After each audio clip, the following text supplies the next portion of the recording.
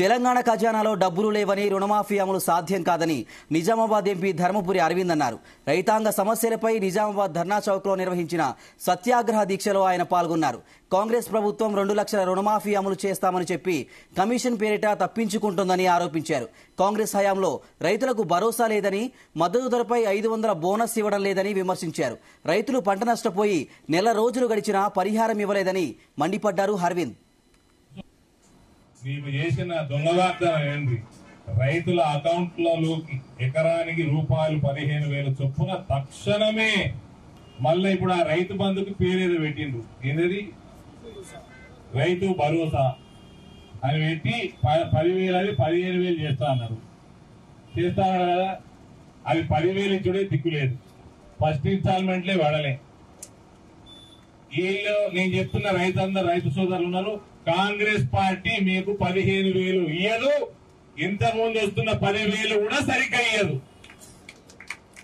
వాళ్ళ దగ్గర పైసలే లేవు, రాష్ట్రంలో ఖజానాలో పైసలు లేవు.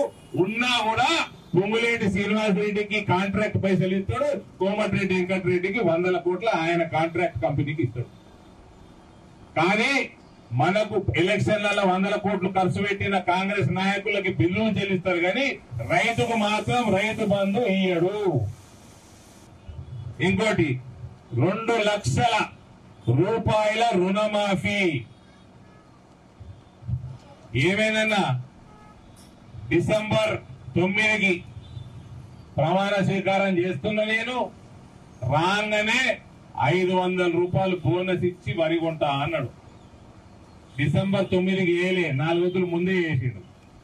మళ్ళీ కుర్చీ కూర్చుకుంటాడని 4 రోజులు ముందే వేసిండు. కానీ రుణమాఫీ 500 రుణమాఫీ నా డిసెంబర్లో వేయలే, నా ఈ పంటకి ఎండాకాలం పంట, వర్షాకాలం పంటకి వేయలే, ఎండాకాలం పంటకి చేస్తలేడు. రేవంత్ రైతుకు మోసం చేసినవా?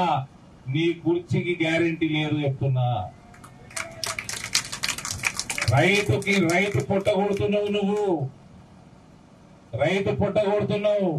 నీ పాపం పండి రోజులు తొందరలోనే ఉంటాయి.